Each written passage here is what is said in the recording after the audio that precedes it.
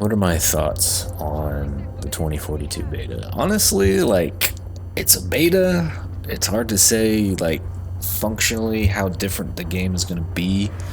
Uh, there were a lot of bugs, which is to be expected with a game this size. It's kind of a miracle that the game was running at all, you know? 128 players, that's a lot to manage, especially for how dense all the action is compared to something like Warzone, where you got 100 plus players and you have far less going on in terms of persistent vehicles and explosions and effects and everything. So it's definitely a technical achievement, but man, does this game have some issues functionally. I don't really like the class system. It kind of just confused me. I'm like, okay, I'm this guy over here who's apparently a grappling hook person, but then I also pick my gadget and then do my thing over here. It's confusing. Just go back to the way it was. There was no reason to innovate here other than just, I don't know. I don't even know if it was a monetization thing, because they found ways to monetize it before. In Battlefield 5 they had all their hero skins and stuff. I don't see why you couldn't have just done that again. I don't know. It's confusing to me. It's like it's all the wrong innovations. It's almost like they just looked at Call of Duty and they were like, oh yeah, they got all these skins and stuff, we need that in our game, and then just didn't really understand the application, because in that game it's a battle royale and it's just different. I don't know, it just doesn't make any sense. It's kind of like what Ubisoft did, and they incorporated all of the other games that were in the Ubisoft realm, and they put all of the features that existed in other games into these games, and then all the games kind of all feel the same and play the same way, and it's just, I don't know, it's just not right. Especially playing Battlefield 4, that game's just really solid. It's got a few clunky parts to it. Vaulting can be kind of weird sometimes, but it's still a fun game. It still works really well. Even going back and playing Battlefield 3, that's a really great game. It's really solid, it's tight, it's confined, it makes sense.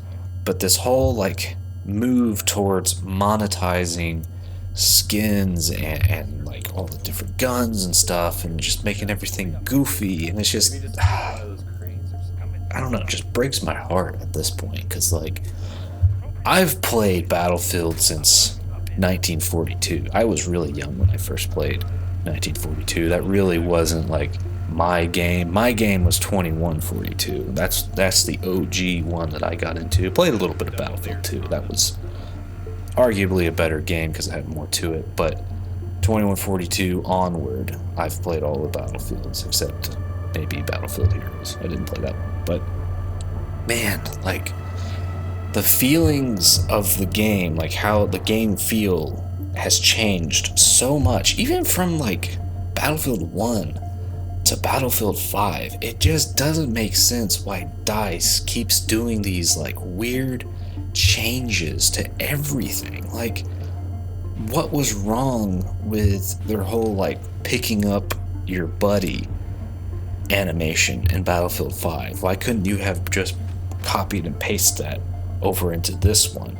Nobody would have faulted you for that. But then they do this weird hold E to revive thing versus Battlefield 4 system, where you actually selected the defibrillator and you went and you did the revive, and it's just really weird decisions that don't make any sense. And maybe those were only true for the beta because they were just testing the waters to see if people like certain things, and then maybe they have other versions that exist that they can update their current base model of the game and then release that version to the people. I hope that's the case, but DICE has struggled so much on every single launch. It's crazy. I don't understand it.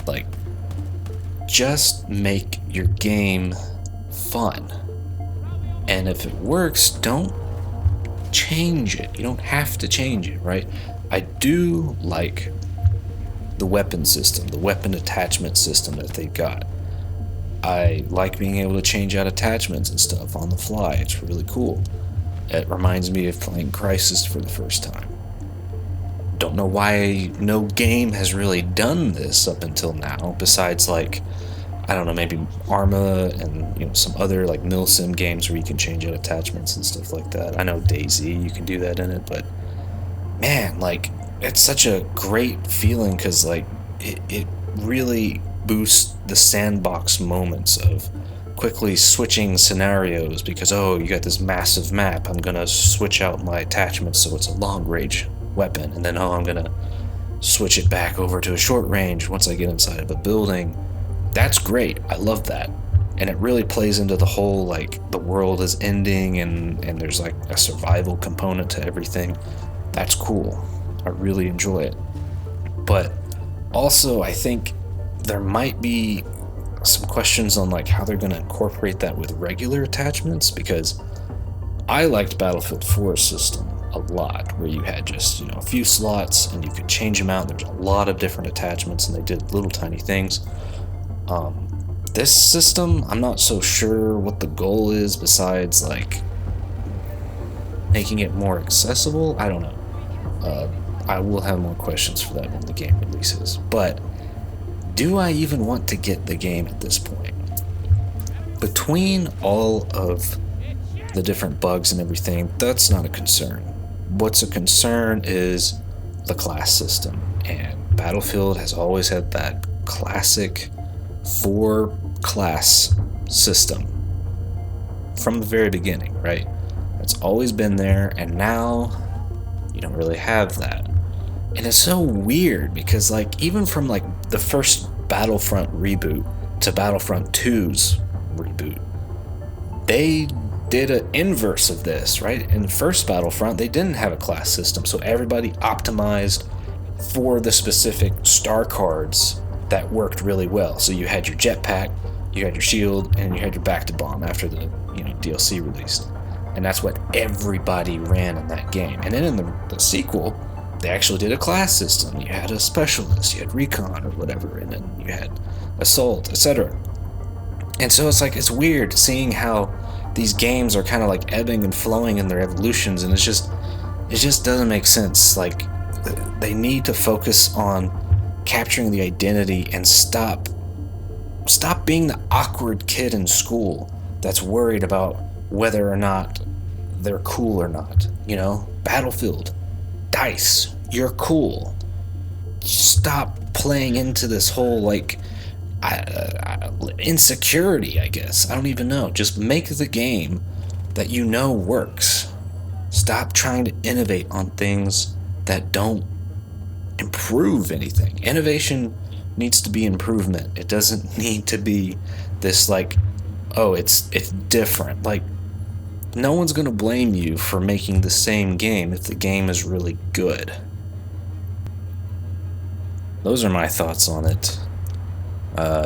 Pretty basic video for the most part. I know it's kind of been a challenge the last couple of weeks to really come up with content. I haven't had a chance really to play some stuff. I'm working on some personal things to get through to focus more on this, but anyways, those are my thoughts on it. I don't know if anybody really shares the same opinion or not, so feel free to let me know. Yeah, I feel like in terms of whether or not I want to get the game, I'm gonna wait for reviews. I'm not gonna buy this right off the bat like I did with Battlefield 5, because Battlefield 5 was a mess when that game released. You can watch my video that I released recently that was actually from when I first played the game. It was on my older channel. But yeah, those are my thoughts on it, Joe. Thank you for watching up until this point in the video, and yeah, I will see some of you, I guess, in the next video. Have a good one.